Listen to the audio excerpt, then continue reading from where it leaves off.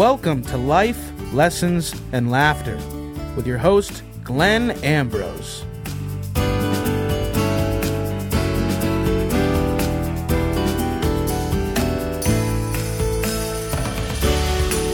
Hello, welcome to Life, Lessons, and Laughter with Glenn Ambrose. We are live. No, we're not live. Good enough. Well, I'm live. When you're hearing this, it won't be live. Well, today, we're almost talking... got through the first minute of the show without doing something weird. No, I said I'm not going to mess with the introduction. Why are we talking about the introduction still? I'm not. I'm messing now up you just somewhere wanna else. say we're I live. pushed it back to mess up somewhere else. Awesome. By next year, you'll be messing up the finish. Hopefully. So what the heck am I talking about today? I literally don't know. I bet you have some ideas, though. Probably. I'm going to fill you in. Okay. We're talking about giving without expecting anything in return. Okay. All right? Yes. So I just gave that to you. I'm expecting nothing. And that's exactly what I'm getting. Yeah. So, okay. So, unconditional giving. Yes, unconditional. Exactly. Without condition.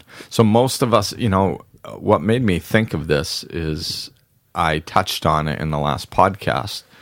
And as I was listening to it, I was like, ooh, that would be a good show. And the key aspect is unconditional.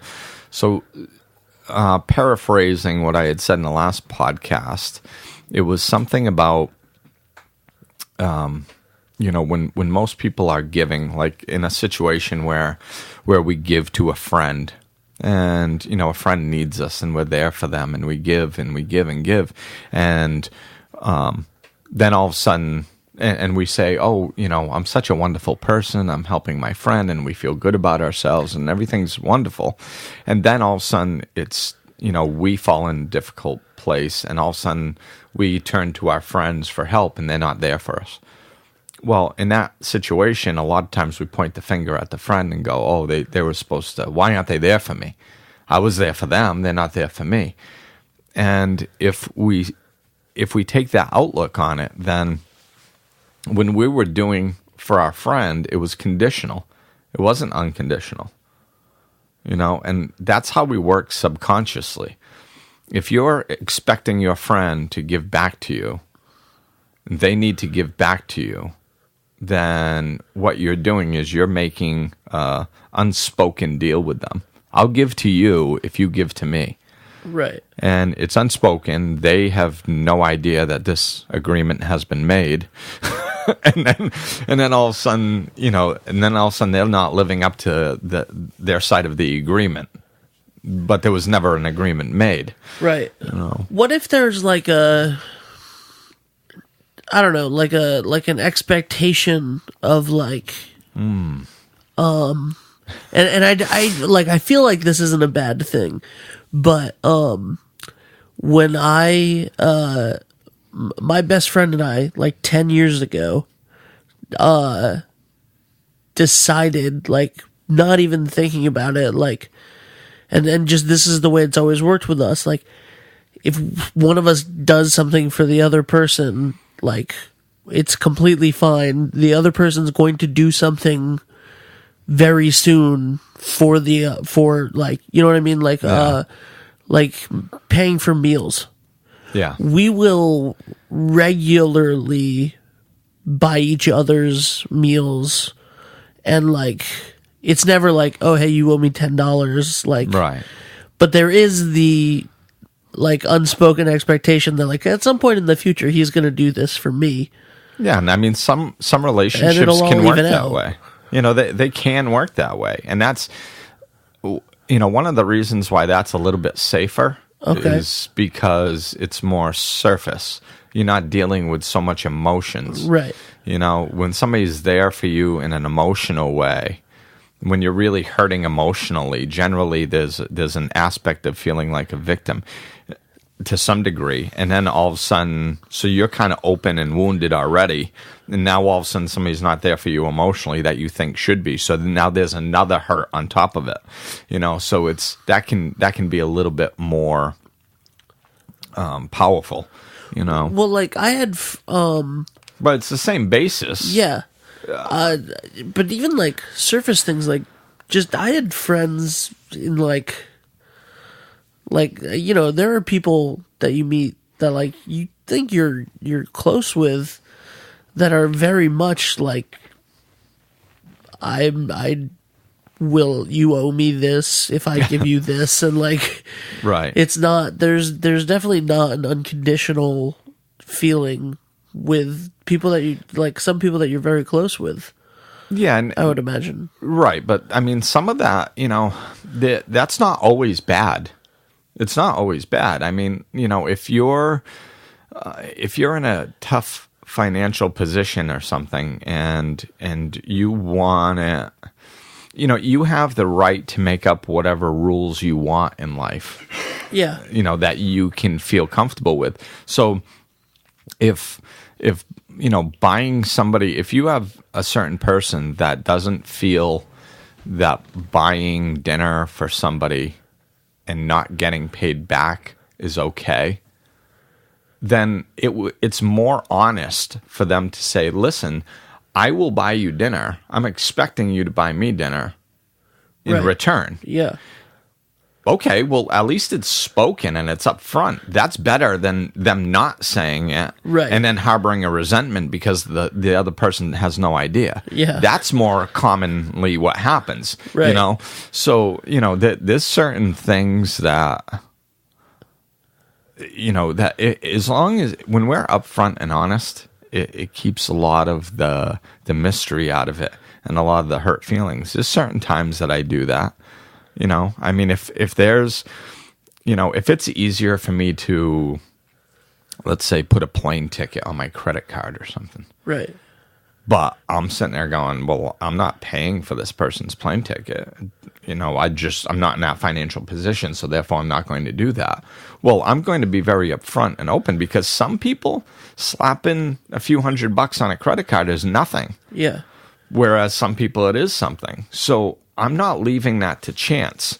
I mean, like, hey, listen, I don't mind throwing it on my card. When can you get me the money?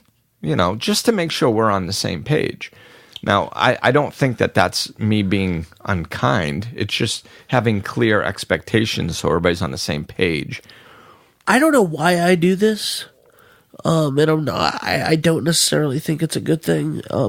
I try not to give unless it's unconditionally. Yeah.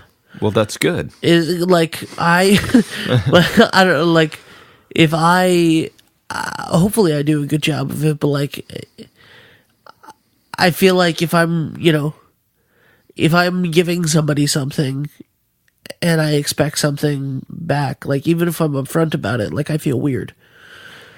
I like... Well, that can be a problem in receiving. Yeah. You might not feel worthy to receive, and that's another aspect, which if we haven't done a show on that, we need to. Oh, yeah. That's huge.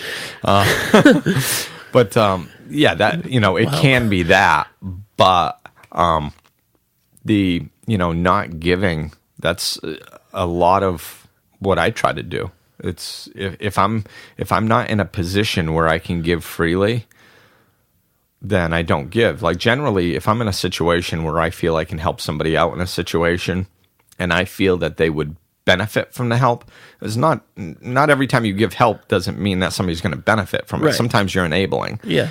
So if I'm in a situation where I think that somebody could benefit from, I mean, something as little as, like, let's say $20. If I'm going to give somebody $20, the first questions I ask is, one, is it going to hurt me in my personal world financially if I don't get that back? No. Okay. My responsibilities will still be able to be taken care of even if I don't get it back. Okay. That's good.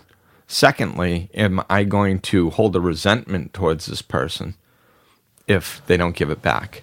And if I can answer no, I'm not going to hold a resentment. I'll just understand that I won't be able to give them money anymore, and lesson learned, and I'll move on with my life without harboring a resentment. Oh, okay. Then I'll give them $20. But if for some reason I'm in a position that it's going to either, it's going to shake my foundation of my responsibilities, if I'm not going to be able to live up to my responsibilities because of their actions, then I don't give them the money,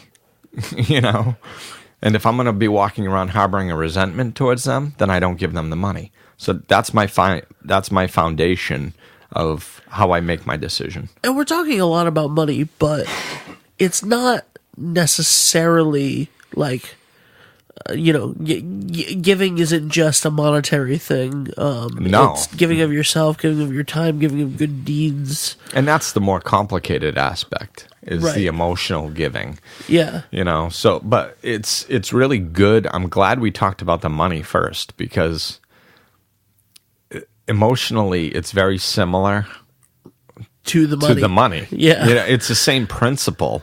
But with money, we can look at it kind of more black and white and just factually, because there's not so much emotion around it.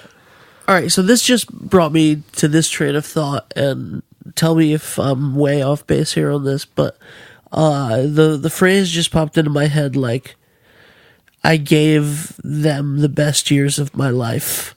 Like, when a relationship is over, there's the... you thought you loved somebody, and now you regret it, or you want all your stuff back. Like, Yeah. it became very not unconditional, very conditional. Right. Everything that you gave them became very conditional. Yeah. Yeah. When And you're willing to give them all their stuff back too. yeah. Unless it's a shirt that fits really nice. And it's like, well, I don't really have an emotional attachment to this. Right, yeah. Nice. Oh, as I was working through this, I noticed that one time. I was hurt from a relationship, and I was getting everything that would remind me of this person. And I was pretty good at being honest with myself, so I was purging everything that reminded me of it. So I would look, and I'd be like, then all of a sudden I'd come across a shirt, and I'd be like, okay, is this going to remind me of her? Should I purge this? And I was like, no, it's a shirt. I like it. I'm not going to have a problem. So I'd save that. And then when I got done kind of separating everything, I looked, and it was amazing that all the stuff that I told myself wouldn't remind me of her was stuff that I liked. And stuff that I was going to remind me of her was stuff that I didn't like. Nice. It's like, so I was just fooling myself. Yeah. And I want to keep the stuff that I liked, and I want to get rid of the stuff I didn't like. It was hilarious. I mean, I catch myself doing stuff like that too. But what about that feeling of time, or the gifts that you might want back, or the Well, yeah, generally the gifts you might want back. I think that's they were given at the time. Yeah. I mean, so you gotta let it go. But that feeling of like, right, it's the feeling. Yeah, and I think part of that feeling is that I think one of the reasons that we feel so hurt is that we think that the time that we spent with them wasn't real. Like, because we hold it so special in our hearts. Right.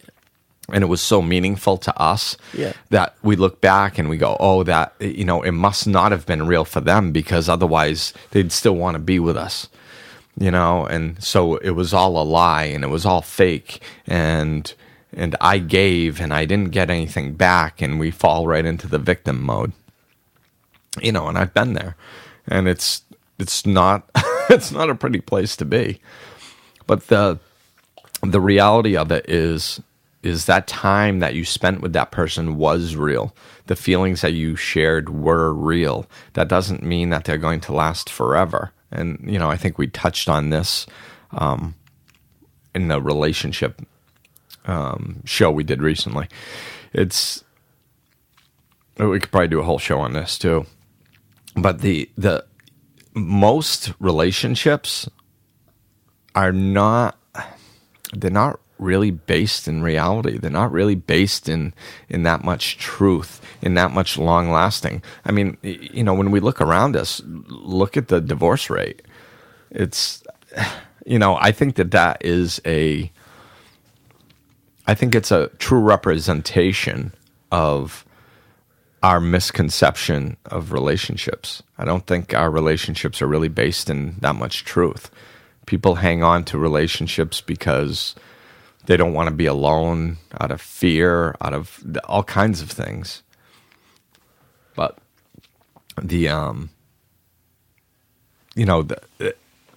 when you're in a true relationship, it can continue growing and feeding itself. That zim-zum of love that we talked about.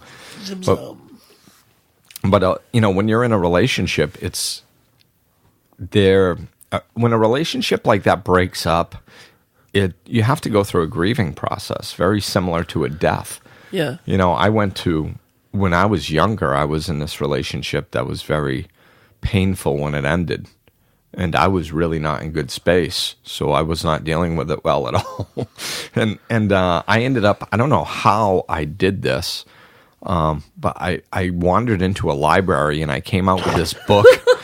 Well, that's how much I read back then. I don't know how it happened. I wandered into a library. I was not spending time in libraries or bookstores or anything else back then, But I did. I wandered into a library, which, you know what? Until you started laughing, I didn't even realize how funny that was, but it's true.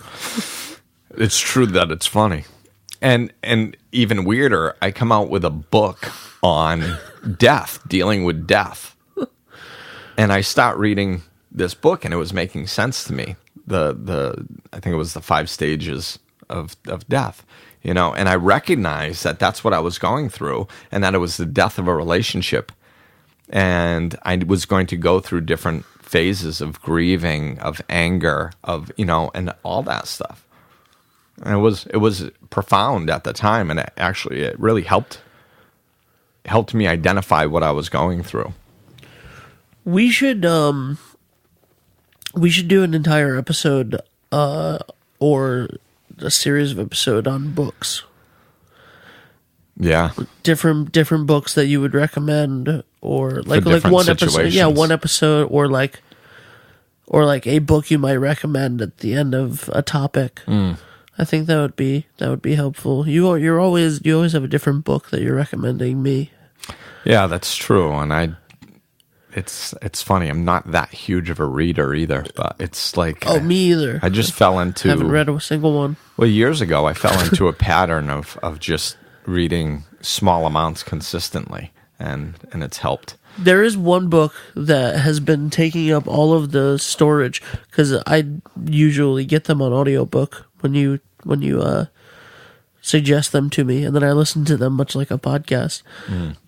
Zen and the Art of Motorcycle maintenance has the creepiest guy doing the intro for that. Really? It's like, also the thing's like 19 hours long. Wow. Or something. I don't know, probably 9 hours. But it's like ridiculous. So I've never even read or listened to that book. I've just heard a lot about it, and when we're discussing something,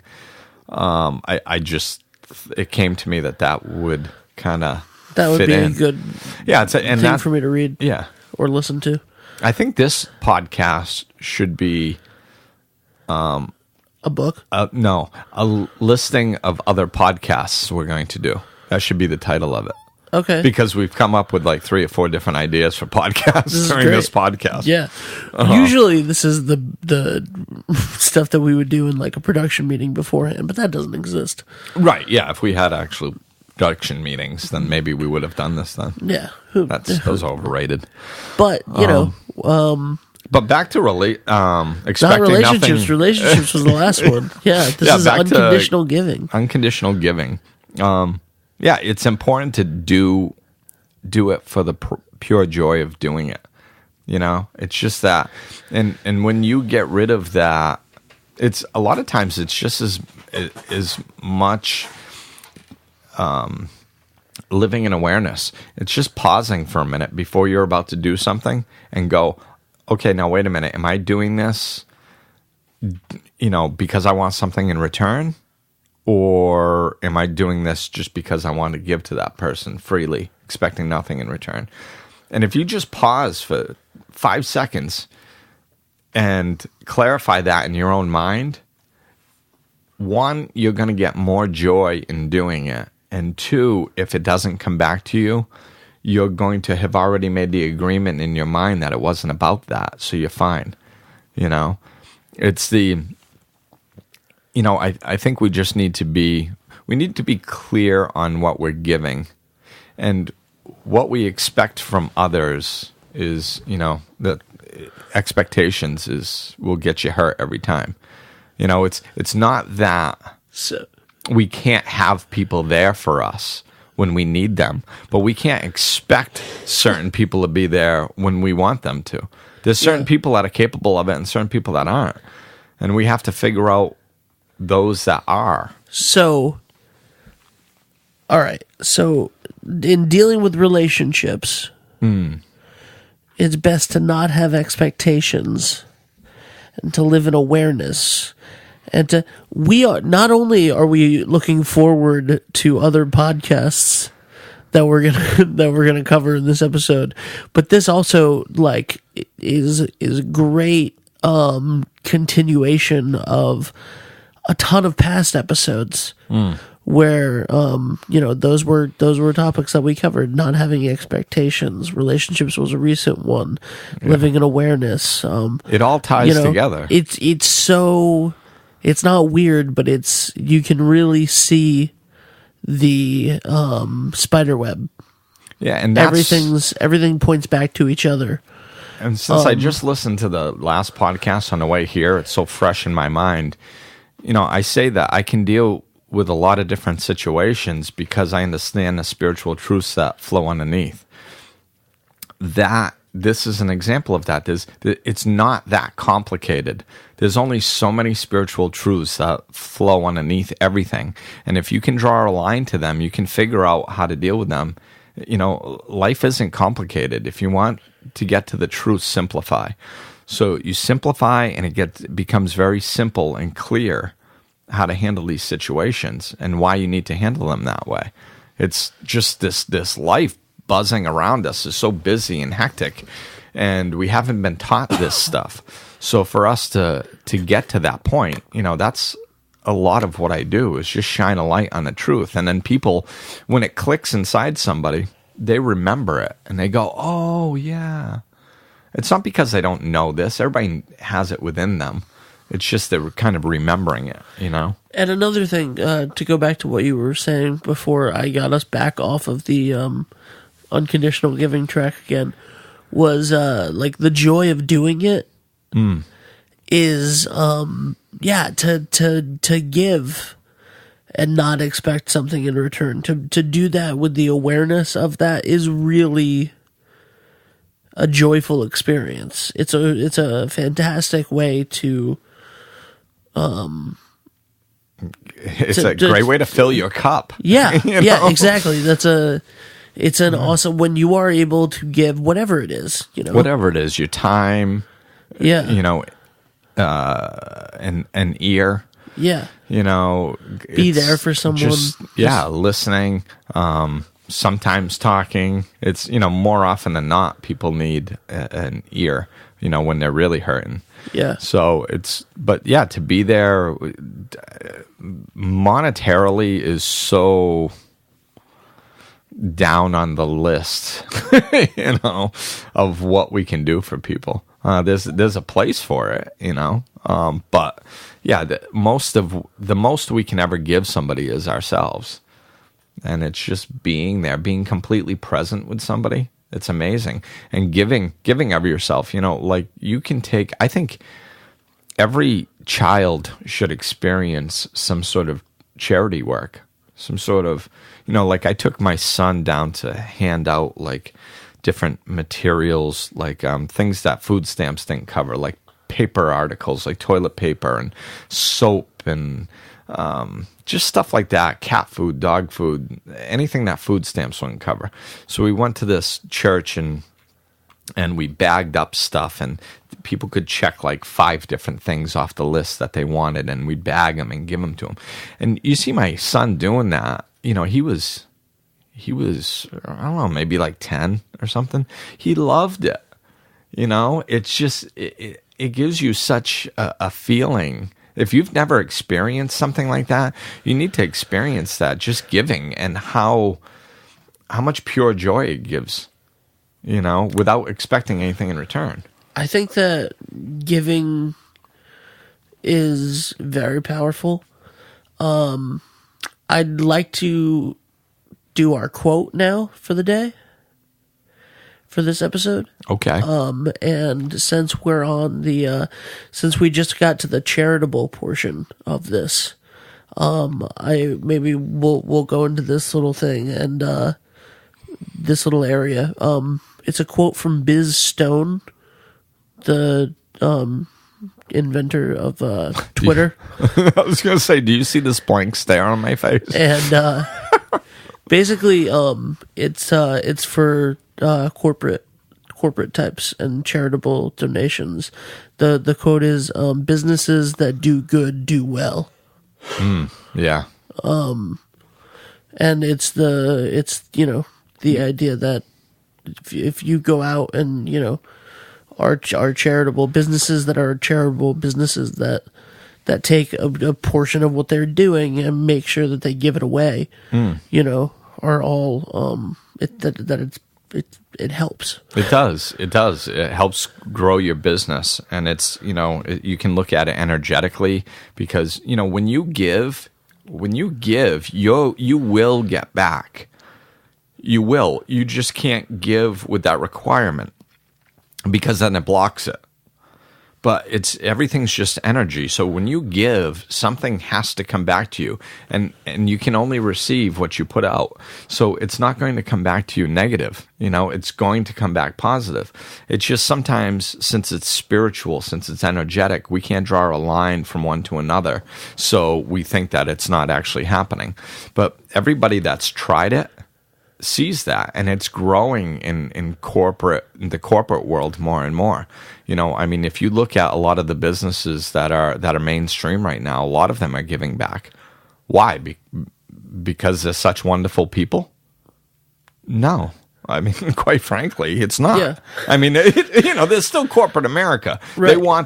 They found that giving back, they don't fully understand it, half of them. Yeah. Half of them are like, I don't care. We'll improve public opinion of ourselves. Right. Yeah. You know? Okay. So that's why they don't understand it, but they're see, these spiritual laws work whether you believe in them or whether you don't. If you're putting out good, you're getting good back. Yeah. Period. It doesn't matter if you completely understand it or you don't. So they might be, you know, putting out good, and there's going to be a certain level of good coming back. If they understood it, it'd probably be even better. But I think if they're helping others, there's going to be good coming back. Yeah, absolutely. You know, and you can label it whatever you want, but that's what's happening. And that's definitely true for anybody. Yeah. If you put out good. You're right. You put out good, you get good. And it has to. And if sometimes we block that, but what's beautiful about it is it's all queued up. It's all waiting for us. As soon as we open up and allow it, it comes streaming in. You know, I've done that. I've been giving and giving and giving for periods of my life. And every once in a while I'm like, oh my God, I just keep giving, and when am I going to get? You know, I fall into that victim mode, and then I'm like, wait a minute, Glenn. You know, it's not about that. It's not about that. And I know that everything that I put out is coming back to me, but I can't do it for that reason. You know, I can't keep score. Every time I keep score, I push it away. Where's mine? Yeah. Oh, now all of a sudden there's another block. Where's mine? Oh, there's another block. It's not that I don't want it. I mean, I'm open. You know, I try to open myself up to receive all the good coming back to me, and when I'm capable of doing that, it comes. But we tend to have this get mentality instead of the allow mentality. And as we're trying to get, we're blocking it. Yeah. As we open up and allow, then it comes. So I think that's the important part. And I think before we wrap it up, I just want to touch on the part about people not being there for us. We kind of left that a little bit open where, like we do for other people, and then when it's our turn, there will be people there for us. They just might not be the people we think. And there might not be as many. And it might not be their fault. But if we're so busy judging and we go, oh, they're not there for me. Oh, they're not there for me. We're not going to see who is there. And Brene Brown, who's somebody I really like and mentioned some of her work here and there, she said that if you have one or two people that you can turn to when the crap really hits the fan, one or two that you can really turn to, you hit the lottery. That is, you are rich beyond belief. And for some reason, we have this thought in our mind that we need to have 5, 6, 7, 8 people. And most people, that doesn't exist. Just one or two that we can really turn to when our insides are torn up and we're really hurting. If you have one or two people you can turn to, you're rich. And that's important to keep in mind. Instead of looking who's not there, look for who is there. And if you're putting out good, I guarantee you that there's somebody there. So, and that's the person you can turn to. And then all of a sudden you walk away and you might be closer to that person than ever. Because of that intimacy that you had with them during that time when you were hurting. You found out something.